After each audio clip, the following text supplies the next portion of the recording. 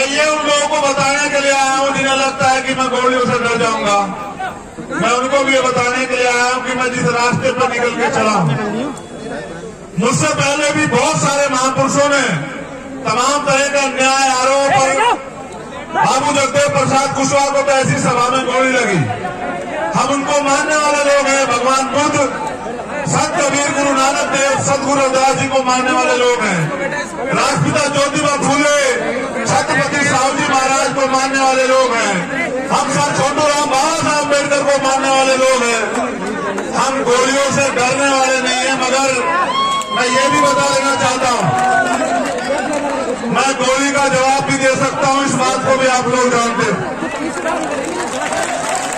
अगर मैं गोली का जवाब शांति से दूंगा हमेशा, मैं आज भी आपसे अपील करूंगा कि आप शांति बना के रखो। उनकी गोली का एक और कारण यह है कि वो डर रहे हैं, वो घबरा रहे हैं। और जब कोई घबराता है तब वो इस स्थिति में आता है कि इस तरह के हमले करता है। आप ये जानते हो कि वो मुझे सीबीआई, ईडी, इनकम टैक्स से नहीं डरा सकते, वो मुझे मुकदमा जेल से नहीं डरा सकते। मैंने भारत की सबसे बड़ी जेल तिहाड़ भी 2-2 बार काटी है। मैंने 16-16 महीने जेल काटी है। मैंने यहाँ राजस्थान की जयपुर की जेल भी काटी है। मुझे वो जेल से नहीं डरा सकते।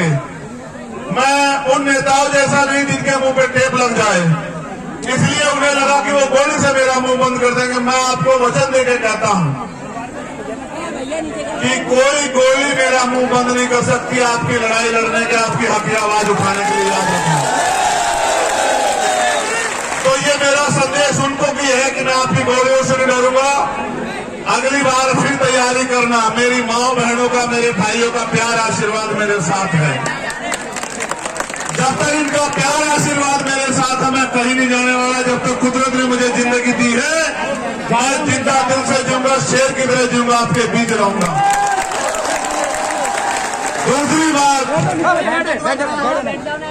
मैं यहाँ इसलिए भी आया कि मैंने आपको वचन दिया कि मैं आऊंगा भरतपुर, और मैं ये बताने के लिए भी आया हूँ कि मेरा दिया हुआ हर एक वचन, उसको अगर मुझे अपनी जान की कीमत चुका के भी निभाना पड़ा, मैं उसको निभाऊंगा। और जो वचन मैं आपको दूंगा उसको मैं पूरा करूंगा।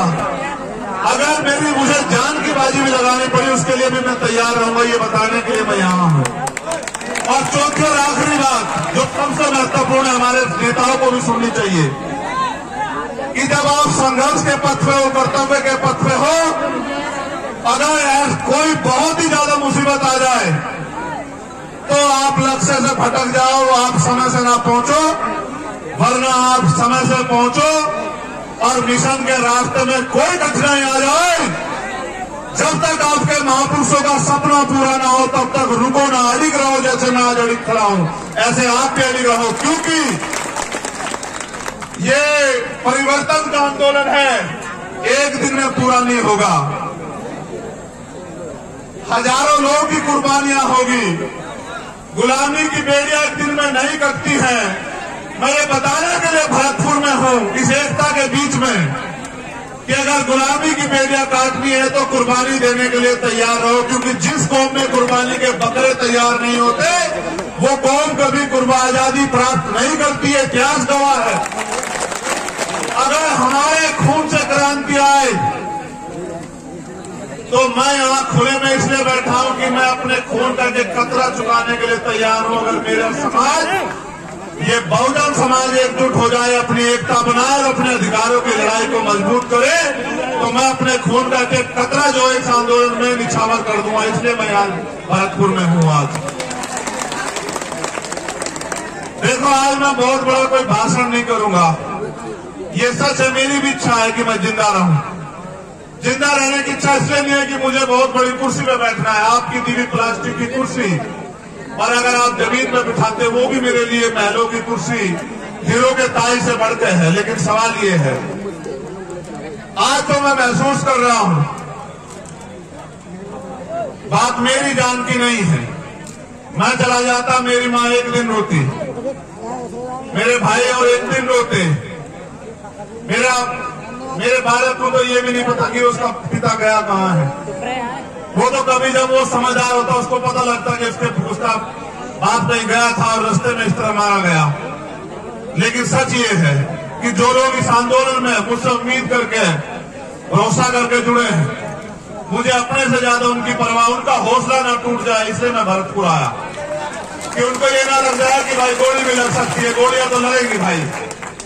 जिन्होंने अधिकार छीन रखे, जो कुर्सी पे बने बैठे हैं, अगर आप उनसे अधिकार लेने का काम करोगे, सत्ता छीनने का काम करोगे, तो गोली भी चलेगी, मुकदमे भी होंगे, जेल भी जाना पड़ेगा, और भी मुसीबत आएगी, इनका सामना भी करना पड़ेगा। और आज मुझे बड़ी खुशी है कि आज मेरे पे ऐसे बहुत सारे कंधे हैं कि अगर चंद्रशेखर चला भी गया तो ये आंदोलन रुकने वाला नहीं है, इतना भी मुझे भरोसा है पूरा। मुझे देखो, आप लोग खतरे से वाकिफ हो, मैं आपको घटना भी बता देता हूं, फिर मैं आपसे काम की बात करूंगा। जब मेरा टेक्निकल मुआयना होने चला गया, मेरे कपड़े, जब मेरे कपड़े आएंगे तो आप देखना बनियान में और शरीर में कितनी जगह होती है। बोलने वाला तो कोई कुछ भी बोलता रहे, मैं सस्ती लोकप्रियता की राजनीति करता नहीं हूं, आप जानते हो इस बात को। जब मेरे कपड़े आएंगे आप देखना, या पुलिस का बयान आएगा आप सुन लेना, वहां की पुलिस भी हमारी नहीं, वहां की सरकार भी हमारी नहीं। मैं अपने साथियों को भी बता दूं कि जितनी जगह बनियान में और शरीर में होती है उसमें वो 3 छेद है, 3 गोली गई है वहां को, मगर 1 लगी, वो भी इसलिए लगी क्योंकि उनकी इच्छा भी मजबूत थी, लेकिन वो बची इसलिए क्योंकि आपका प्यार ज्यादा ताकतवर था। पहली गोली जब शीशे पे लगी, वो शीशा मजबूत था, वो क्योंकि राउंड कब मिले वो आसानी से आके ऐसा लगा जैसे पत्थर लग गया सिर में। मैंने अपने साथियों से कहा कि भाई शायद किसी ने पटाखा छुपाया, किसका टायर फट गया, मैंने कहा पत्थरी आके लगी दिखे। लेकिन जब दूसरी गोली लगी तब मुझे एहसास हुआ, तब मैंने मनीष से कहा भाई, मैंने कहा घिर गए, गोली चल रही है, मैंने कहा गोली चल रही है, गोली लगी। फिर मैंने अधिकारियों को बताया, ये बात मैंने आपको इसलिए बताई, मुझे एक बात का पता, आदमी गोली से नहीं मरता, आदमी मरता डर से। और डर जिस दिन मैं इस काम में आया था, मैं डर को घर छोड़ आया था। अगर डर में रहूंगा तो लोहे के बक्सों में रहूंगा, लोहे के बक्सों में रहूंगा, थारे किसी काम नहीं आ सकता हूं। अगर थारे बीच रहूंगा तो थारे भी काम आऊंगा, और मुझे लगता है कुछ करके भी दिखा पाऊंगा।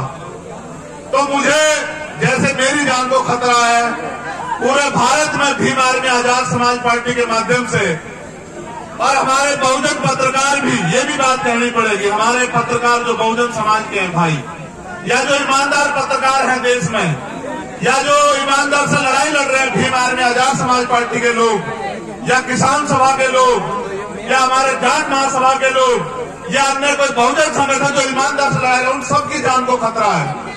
आप मेरे लिए सुरक्षा की मांग कर रहे हो, मैं यहां भी सुन रहा था। कितने लोग की सुरक्षा की मांग करोगे आप बताओ, और किस किस की सुरक्षा सुनिश्चित हो सकती है?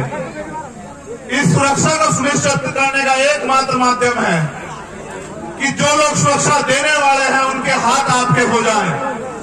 जिनसे सुरक्षा मांग रहे हो उन कुर्सियों पे आप जाके बैठ जाओ। जिस दिन उन कुर्सियों में आप बैठ जाओगे, ना चंद्रशेखर आजाद को खतरा होगा और ना किसी आम आदमी को खतरा होगा। चाहे राजस्थान हो या उत्तर प्रदेश, भय मुक्त शासन आएगा, भय मुक्त। हर आम आदमी, चाहे वो किसान हो, कामगार हो, मजदूर हो, कोई बहन हो, कोई बिटिया हो, कोई बच्ची हो, कोई बुजुर्ग हो, जब ऐसे लोग कुर्सी में बैठेंगे जो सबकी सुरक्षा चाहते होंगे, जिनका लक्ष्य होगा कि हर कमजोर को बुनियादी सुविधाएं, अधिकार, स्वाभिमान सम्मान की जिंदगी मिले, इंसानियत बनी रहे, तब जाके व्यवस्था बदलेगी, वरना आप नहीं कर पाओगे इतने लोगों की सुरक्षा। क्योंकि आज जो सरकार में बैठे हैं उनका एकमात्र लक्ष्य ये है कि जो भी आपके खिलाफ आवाज उठा रहा है उस आवाज को किसी भी तरह कुचल दो। अगर मुकदमों से डर जाए, मुकदमों से डरा दो। अगर पैसे से खरीदा जाए, पैसे से खरीद लो। अगर और कोई डर दिखा के सीबीआई, ईडी, इनकम टैक्स का ताला लगता लगा दो उसके मुंह पे। और अगर इनसे भी ना घबरा रहा हो तो गोलियों से उसके सीने को छलनी कर दो। अभी वो गोली नहीं बनी जो आपकी ममता को चीर के पार निकल जाए, ऐसी गोली बड़ी नहीं है अभी, आप चिंता मत करो। मेरी बात पर गौर करो। अब जो बात मुझे आपसे कहनी है कि मेरा पसीने में यहां जो हाल है, आपका क्या हाल हो रहा होगा। फिर मैं आपके लिए क्यों कुर्बान ना हो जाऊं, आप बताओ मुझे। जो मेरे लिए एक टांग पर खड़े हैं, जो इस गर्मी में मोटे से मोटा लगाकर सर में सर जोड़ के यहाँ जो अड़े बैठे हैं, घर में वो पंखे के बगैर भी नहीं रहते होंगे, कूलर के बगैर भी नहीं रहते होंगे, अगर वो मेरी बात पे कर खड़े हैं तो उनके लिए मैं क्यों ना कुर्बान हो जाऊं, आप बताओ मुझे। क्या ऐसा कारण हो कि मैं कुर्बान ना हो जाऊं। देखो भाई, हम जब बैठ जा खुदारा जी की सुरक्षा में हो, उसे ना कुछ हो सकता। मर्द का वक्त मर्द है, बैठ जा नाल ना करे और कोई, इनकी सुरक्षा ज्यादा है। देखो मेरी बात पे गौर करो। 26 जनवरी 1950 को भारत में लोकतंत्र आया था। लोकतंत्र यानी के बहुमत का शासन, जिनका वोट होगा उनका राज होगा। पहले राजतंत्र था, अच्छे राजा भी हुए, बुरे भी हुए, तानाशाह भी हुए, सबका अपना अपना हश्र भी हुआ है। यहाँ का तो इतिहास गवाह है। यहाँ तो किसान कामगारों ने मिलकर जो है राजशाही भी चलाई। अगर हमारी वफादारी थी, जो खजांची हमारा था, ये हमारी वफादारी थी कि खजांची हमारा था, ये हमारी वफादारी थी, हम पे भरोसा था। और सेनापति गुर्जर समाज का था, ये भी हमारी वफादारी थी कि हमारी सेना पे भी भरोसा था और राज भी हमारा था, क्योंकि राज करने वाले भी हमारे लोग थे। हम लोग मिलजुल के राज कर रहे थे। मैंने ये यहाँ की बात बताई, लेकिन मैं आपको लोकतंत्र की बात बताता हूँ कि जिनका वोट होगा उनका राज होगा। आज आपको चाहे रोजगार चाहिए हो या न्याय चाहिए हो या कोई हक अधिकार चाहिए हो, हर चीज के लिए सरकार पे आप लोग निर्भर हो। लेकिन सरकार बनाने की शक्ति आपके अंदर है। जैसा मैंने कहा, जिनका वोट होगा उनका राज होगा। आप बस इस बात को नहीं समझ पाए कि वोट आपके पास है, राज दूसरों का है।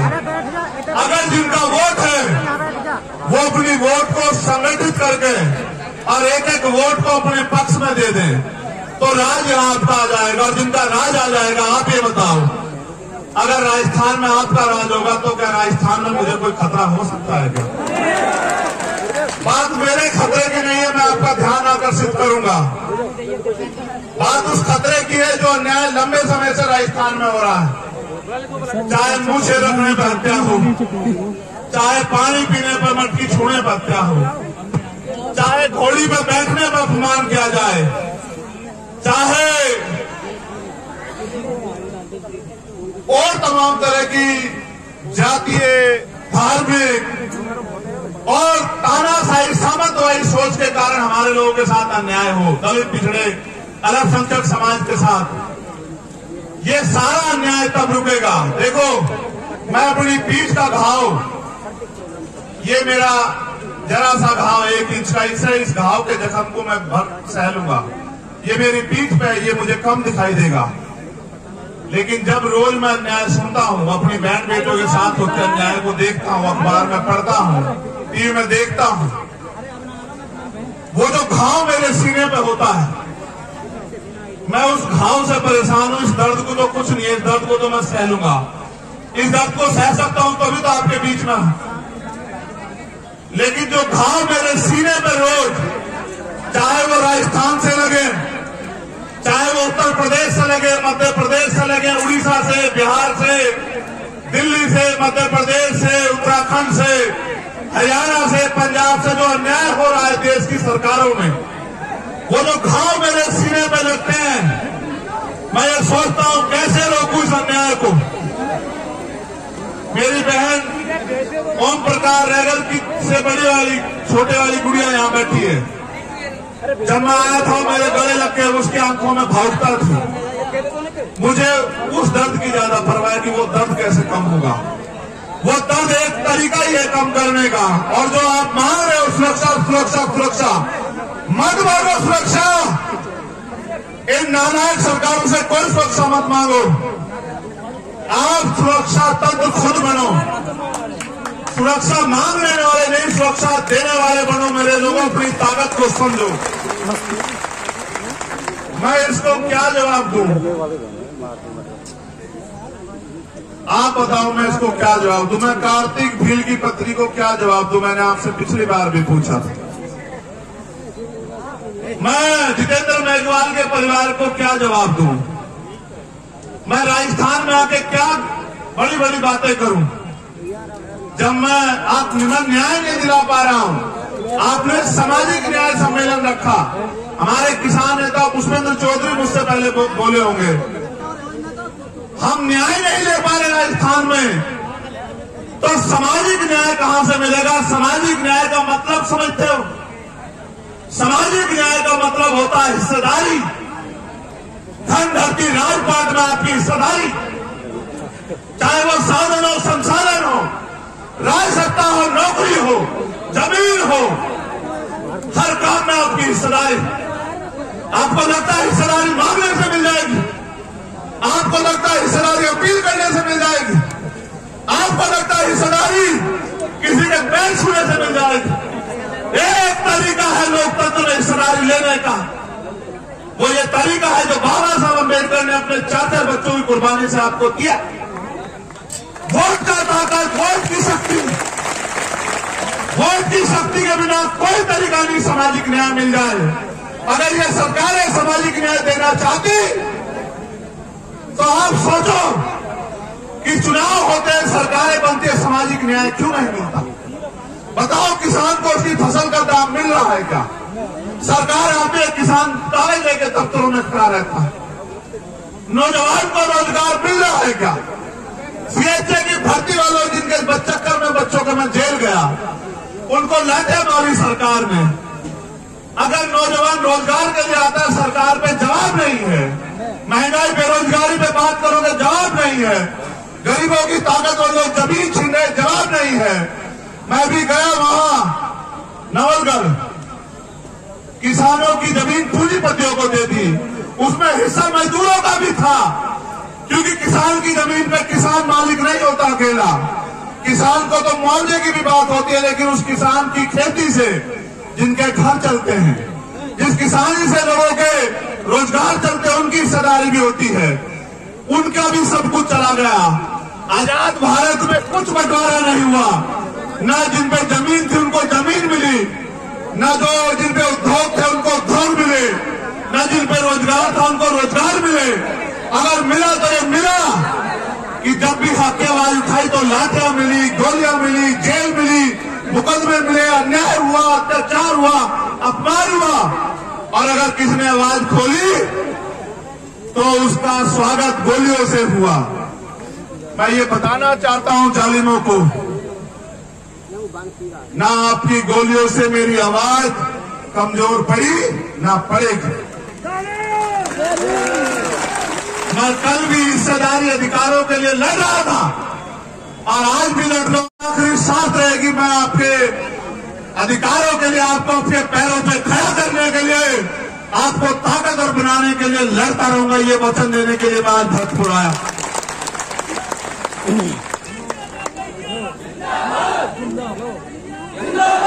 एक खबर मेरे हाथ में दी है, पुलिस के लोग यहाँ होंगे। करौली जिले के 4 लड़के भी भरतपुर पुलिस ने थाने बंद कर दिए हैं। वो बस पे खड़े, छत पे नारेबाजी हो रही थी, तुम इतने मत गिरो, यहाँ के लोग हो, इस सरकार के लोग हो। ये लोग जिस दिन, मैं कह रहा हूं ना, जिस दिन ये क्रांति यहां से जन्म लेगी, तुम्हारी सरकार भी उखाड़ फेंकेगी। इस बार याद रखना। क्या मेरे लोगों को क्या बंद करते हो? मेरे लोगों को क्या छत पे खड़े होकर नारेबाजी करना पड़ा था? वो मुझे पता है वो छत पे क्यों खड़े थे। वो इसलिए खड़े थे क्योंकि मैं एम्बुलेंस में लेटा हुआ था, मुझे देखना चाहते थे। इसलिए वो छत पे खड़े थे। छत पे खड़े होने वालों को गिरफ्तार करते हो और मेरे लोगों को छत से फांसी का फंदा बांध के लटकाने वालों को माला पहनाते हो। शर्म करो। मेरी लड़ाई पुलिस से नहीं है। मैं जानता हूं ये सरकार के नेताओं के इशारे पे होगा, उन नेताओं के इशारे पे जिनकी जमीन खिसकेगी यहां से। मैं उनको ये कहना चाहता हूं, मैं भी मालिक नहीं हूं, ये मालिक है जो सामने बैठे। ये मालिक है, ये लोकतंत्र है, जनता मालिक है। ये जनता जिसके साथ खड़ी है वो नेता है, ये जिसके पीछे खड़ी है वो आगे बढ़ेगा।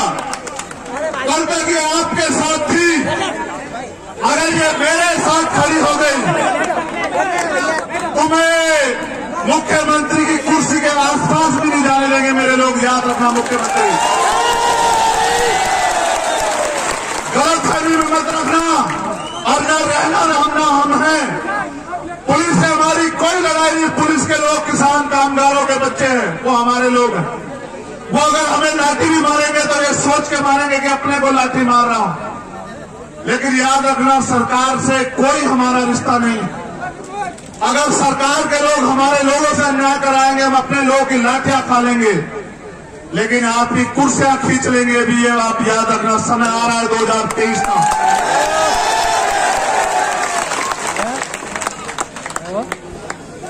यहां एक जो प्रोजेक्ट है ईस्टर्न राजस्थान कैनाल प्रोजेक्ट, जो लंबे समय से यहां रुका हुआ है, और यहां से जो जल संसाधन मंत्री उन्होंने कहा कि पहले मुख्यमंत्री बता दो तब 6,000 करोड़ रुपए का प्रोजेक्ट दूंगा। मैं ये भी बता दूं ना, तो वो 6,000 करोड़ रुपए उनके, वो जनता के टैक्स का पैसा है। मैं आपको एक जानकारी दे दूं इस बात के साथ, जो पैसा सरकार खर्च करती है, केंद्र की करे स्टेट की, वो पैसा जनता के टैक्स का पैसा होता है, सरकार का नहीं होता। सरकार के लोग अपने घर से पैसा नहीं लाते। तो जो केंद्रीय जल संसाधन मंत्री होके फिर भी पद मांग रहा है, उससे ज्यादा उम्मीद मत करो आप लोग। इसलिए ये प्रोजेक्ट इसलिए रुका हुआ है क्योंकि वो इसके नाम पे आपसे वोट देना चाहते हैं। इस बार आपको उनकी बातों में नहीं आना है। उनकी झूठी बातों में गुमराह तो नहीं हो जाओगे? बताओ। नहीं, दोनों हाथ उठा के बताओ। नहीं, उठा के रखो तभी मानूंगा। अच्छा ठीक है। यहाँ ये सबसे बड़ी समस्या है, सुन लो। एक यहाँ बजरी माफिया का बड़ा वो है, जिसकी वजह से आम आदमी को जो बजरी 3-4 हजार रुपए मिलनी चाहिए वो 20-30 हजार रुपए से ज्यादा मिलती है। और फिर वो जो उनको रोकता है उसके साथ वो किसी घटना को भी अंजाम देते हैं। सरकार सोई भी है, सरकार को भी दिखता है सब। सरकार का संरक्षण है उनको। नकल माफिया का मामला आप देखते हो सरकार में कि सारे पेपर जो हैं वो भर्तियों से पहले लीक हो जाते हैं। अब मैं आपसे एक बात जानना चाहता हूं,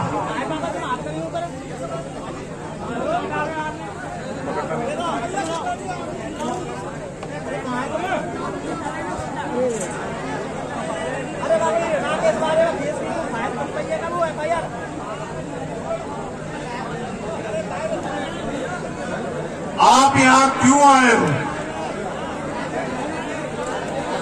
मैं आपसे जानना चाहता हूं। हल्ला मत बजाओ जरा। एक वाले बहुत नजदीक खड़े हुआ, देखो लोग 200 मीटर चैन से खड़े हुए।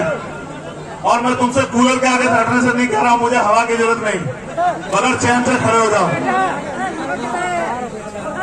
मेरे हिस्से की हवा भी तुम कोई बात नहीं। मैं आपसे पूछ रहा हूं, आप यहां क्यों आए हो? यहां गोली भी चल सकती है आपके ऊपर, मेरे चक्कर में आप मैं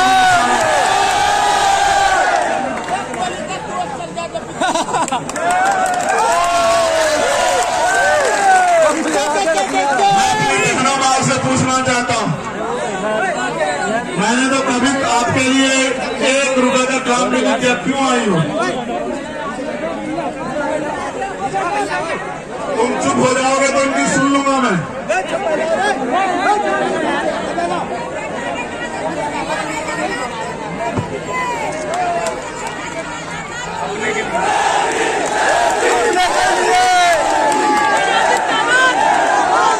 एक मिनट चुप हो जाओ। एक सवाल और है, ये गरीब, आपका ये गरीब खून जो है ना, ये खटक बहुत रहा लोग क्या खून, क्या ये आपका आशीर्वाद आगे भी मुझे मिलेगा? ऐसा तो नहीं जब अमीर आ जाएंगे तो अपने गरीब बेटों को भूल जाओगी, अपने इस भाई को भूल जाओगी।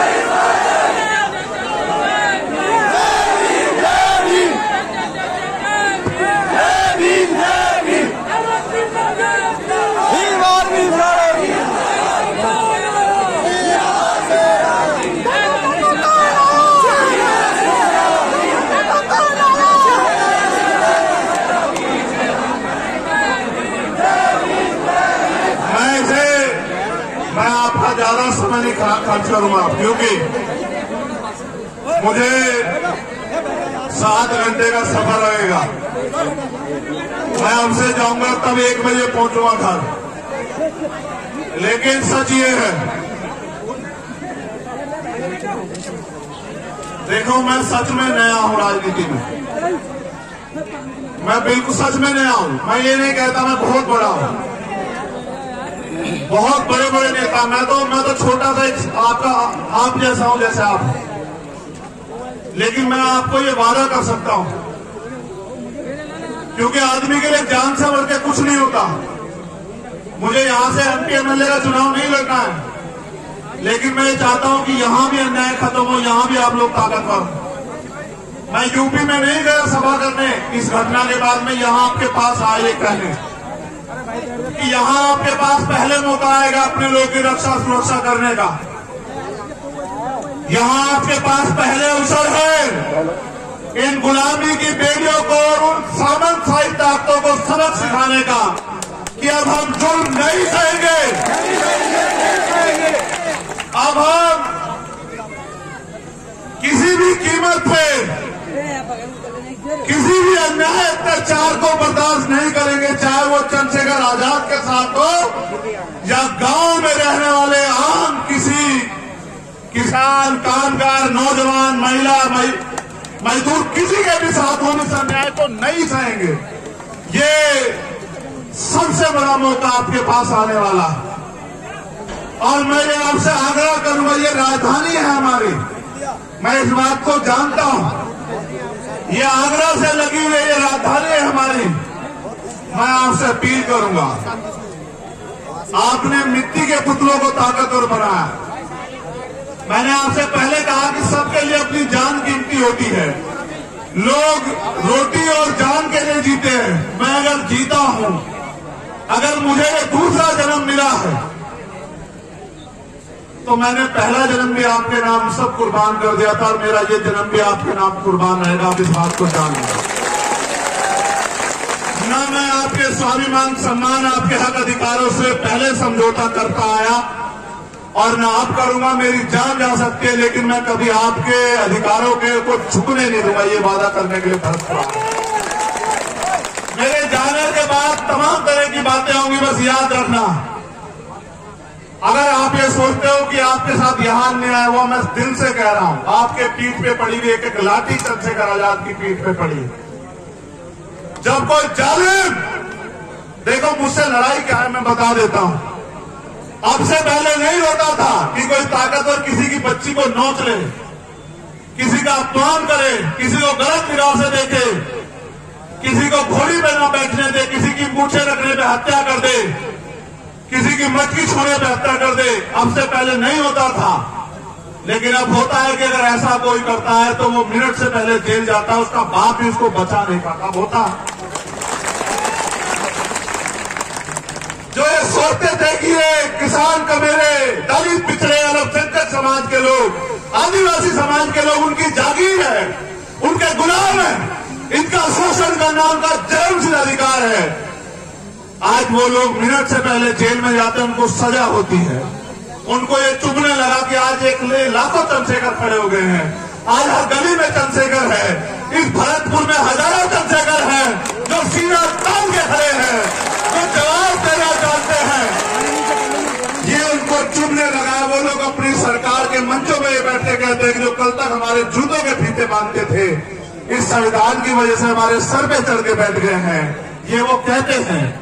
मेरी लड़ाई ये है कि संविधान ने जो अधिकार आपको दिए वो सुरक्षित रहे और वो लागू हो और नए अवसर पैदा हो और भारतीय संविधान सुरक्षित रहे और बाबा साहब अम्बेडकर, सर छोटूराम और चौधरी चरण सिंह, चौधरी कुंवरराम आर्य, कोतवाल धन सिंह गुर्जर, जननायक बिरसा मुंडा और मान्यवर काशीराम साहब के अधूरे सपने पूरे हो। यही मेरा सपना है, इसलिए मैं राजस्थान में हूं। और मैं जानता हूं, नहीं मुझे बोलने दो।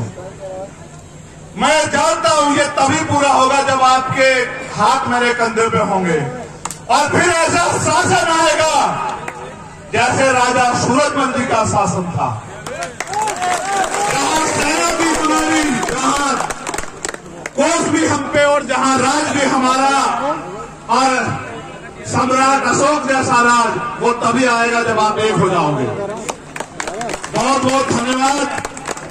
आपके प्यार, आपके आशीर्वाद की अभिलाषा रखता हूं और ये उम्मीद करता हूं कि अब की बार आप मेरे हाथों को मजबूत करोगे और मेरे पीठ का जख्म बढ़ जाएगा, लेकिन मेरे दिल के जख्म को कम करने का काम करोगे, ऐसा मुझे विश्वास है।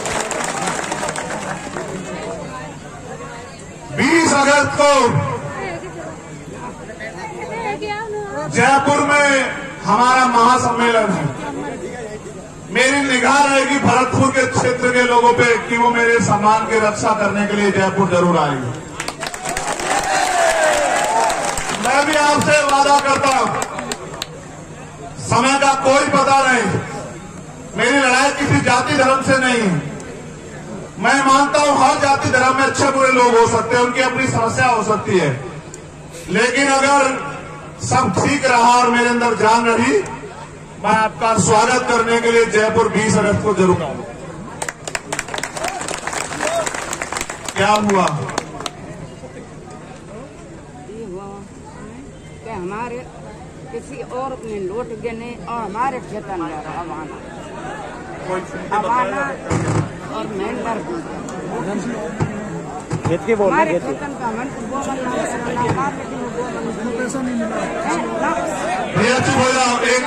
एक माई की समस्या है और मेरा काम ये है कि अगर मेरे होते उनकी समस्या हल हो जाए तो इससे अच्छा कुछ है नहीं। माई आप काम करो, आप हमारे यहाँ के जो लीडर्स लोग हैं, राजन वो दिए माई गोवा दिए तब मैं देते इतने बड़ा बात। माई मुझे आपने कल इनको बताया हुआ ये लोग गए थे 2 साल से भजे डोल रहे। आप 2 साल से डोल रहे हो, मुझे आप मांगे भी 10 दिन दे दो भाई। इनकी समस्या सोल्व करा के मुझे बता दो। जब तक सोल्व ना हो तब तक मत बताना, जब सोल्व करा दो ये माई कह दे कि मैं संतुष्ट हूँ, चाहे तुम्हें कोई कीमत चुकानी पड़े, धरना हो, कुछ हो, चाहे लाठियां खानी पड़े। मैं एक आग्रह करूंगा, वो हिंसा के रास्ते में इसलिए ले जाना चाहते क्योंकि हम ताकतवर हो रहे हैं और उनको पता है कल हम उनसे कुर्सियां छीन लेंगे। हमें हिंसा के रास्ते पे नहीं जाना मेरे लोगों, ये बात याद रखना आप लोग। मैं हाथ जोड़ के अपील कर रहा हूँ आपसे, ये मेरी बात करके मान रख लेना। अगर आपने, मैं आपकी ताकत को जानता हूँ, आपने गलत रास्ता इख्तियार किया, सब खराब हो जाएगा। आप वोट की शक्ति पर भरोसा रखना, आप जीत जाओगे। मैं सब बात कहता हूँ, आप जीत जाओगे अगर आपने वोट की शक्ति पर भरोसा रखा। याद रखना मेरी बात। एक और घटना कल सवारी माधोपुर में हुई, जहां हमारे डॉक्टर्स लोगों पे गाड़ी चढ़ा दी गई। और ये हमारे मुकेश बैरवाल जी के भतीजे भी हैं, परिवार के लोग। मैं ये मानता हूं कि जो लड़ेगा उसको न्याय सहना पड़ेगा, उसके परिवार को भी। लेकिन मैं ये भी मानता हूं कि हम लोग झुकेंगे नहीं किसी भी कीमत पे। बहुत बहुत धन्यवाद। आप सब लोग यहाँ आए, आपने मेरा मान रखा, आपने इतना प्यार दिया। जय भीम, जय भारत।